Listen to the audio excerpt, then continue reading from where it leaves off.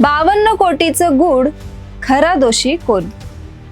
रात्रीचे 12 वाजले आणि पिंपरी चिंचवड महानगरपालिकेच्या तिजोरीतून कोणालाही कल्पना नसताना 52 कोटी रुपये गायब होतात. कोणतीही परवानगी नाही, कोणतीही मंजुरी नाही, फक्त काही कागद आणि काही सह्या आणि बँक खात्यातून पैसे थेट ठेकेदारांच्या खिशात. आता विचार करा, जर तुमच्या घरातून तुम्हाला कळण्याआधीच कोणीतरी तुमच्या सहीचा वापर करून पैसे लुटले तर चोर कोण? तुम्ही की तुमची सही चोरणारा? हाच प्रश्न आज पिंपरी चिंचवड मध्ये विचारला जातोय. स्वागत आहे तुमचं PCMC पल्स या चॅनलवर. आज आपण बोलणार आहोत पिंपरी चिंचवड महानगरपालिकेत गाजत असलेल्या एका प्रकरणाबद्दल. 52 कोटी रुपयांचं बोगस उपसूचना प्रकरण. गेल्या काही आठवड्यांपासून हे प्रकरण न्यूज चॅनलवर, वृत्तपत्रांत आणि सोशल मीडियावर सगळीकडे गाजतंय. मथळे बघितलेत तर वाटेल महापालिकेच्या इतिहासातील सर्वात मोठा घोटाळा, भाजपच्या तिजोरीवर डल्ला वगैरे वगैरे. पण खरं असं आहे का? आज आपण जरा खोलात जाऊन बघूयात नक्की काय घडलं आणि खरा दोषी कोण. तर सुरुवात कुठून करूयात? मार्च महिन्यात पिंपरी चिंचवड महापालिकेच्या अंदाजपत्रिकेय सभेत काही उपसूचना सादर झाल्या. या उपसूचनांच्या आधारे 24 ते 31 मार्च दरम्यान 70हून अधिक कामांची तब्बल 52 कोटी रुपयांची बिले ठेकेदारांना अदा करण्यात आली. तेही रातोरात कोणतीही स्पष्ट अर्थसंकल्पीय तरतूद नसताना. आणि गंमत म्हणजे हे प्रकरण बाहेर कोणी काढलं? विरोधी पक्षांनी नाही, तर खुद सत्ताधारी भाजपाच्या स्थायी समिती अध्यक्षांनी, अभिषेक बारणे यांनी.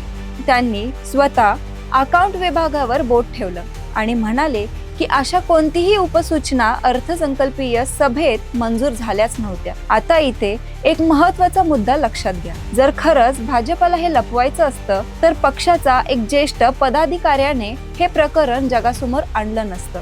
उलट हे दाखवतं की पक्षाला पारदर्शकता हवी आहे. स्वतःच्या घरातली घाण स्वतःच बाहेर काढणं हे तितकं सोपं नसतं, राजकारणात तर नक्कीच नाही. आता प्रश्न येतो, उपसूचनांवर स्वाक्षऱ्या तर भाजप नगरसेवकांच्याच होत्या ना? हो, हे खरं आहे, पण इथे बारकाईने समजून घ्यायला हवं.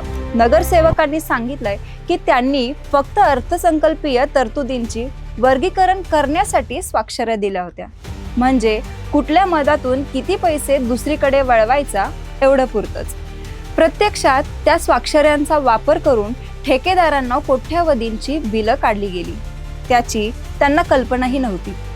सोप्या भाषेत सांगायचं झालं तर, तुम्ही एखाद्या कागदावर सही केली फॉर्मॅलिटी म्हणून आणि नंतर कळलं की त्याच कागदाचा वापर करून कोणीतरी बँकेतून लाखो रुपये काढलेत, तर चूक तुमची की त्या सहीचा गैरवापर करणाऱ्याची. आणि हा जो गैरवापर झाला तो नेमका कोणी केला?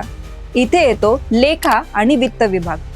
महापालिकेचे मुख्य लेखा व वित्त अधिकारी प्रवीण जैन यांना या प्रकरणात सक्तीच्या रजेवर पाठवण्यात आले आहे. म्हणजेच प्रशासनानेच मान्य केलंय की चूक कुठे झाली.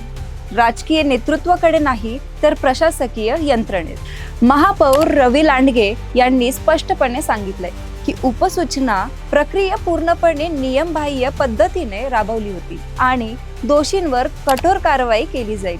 म्हणजे नेतृत्वाने जबाबदारी झटकलेली नाही, उलट जबाबदारी घेतलीये. आता याच वेळी विरोधी पक्षनेत्यांनी संधी साधत हे प्रकरण महापालिकेच्या इतिहासातील धक्कादायक घटना वगैरे शब्दात रंगवलंय. राजकारणात हे स्वाभाविक आहे.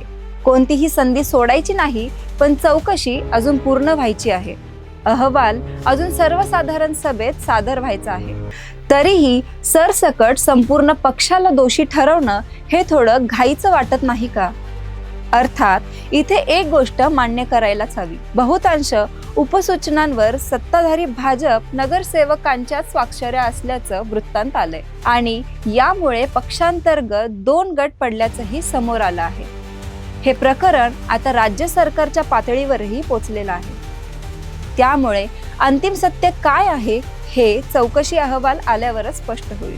पण तोपर्यंत केवळ मथळे वाचून मत बांधण्याआधी प्रत्येक बाजू समजून घेणं गरजेचं आहे. तर मित्रांनो, हे होतं आजचं विश्लेषण 52 कोटींच्या या गूढ प्रकरणाचं. तुम्हाला काय वाटतं?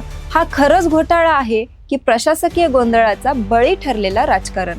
मला खाली कमेंट करून नक्की सांगा. आणि अशाच व्हिडिओसाठी आमच्या चॅनलला लाईक, शेअर आणि सबस्क्राईब करायला विसरू नका. धन्यवाद.